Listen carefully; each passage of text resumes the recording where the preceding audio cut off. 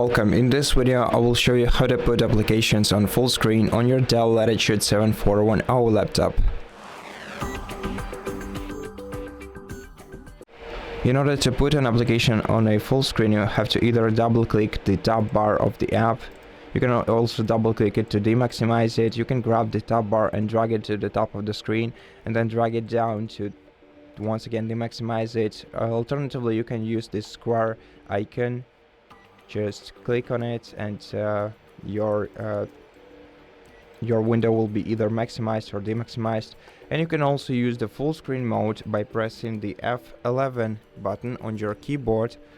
So let's press F11 and we'll enable a full screen mode that looks kind of differently than just putting an app on a full screen. And you can also press F11 once again to demaximize the window. And that's basically how you do it. So thank you so much for watching this video. If you liked it, please consider subscribing to our channel, leave us a like and a comment below, and I'll see you in the next one.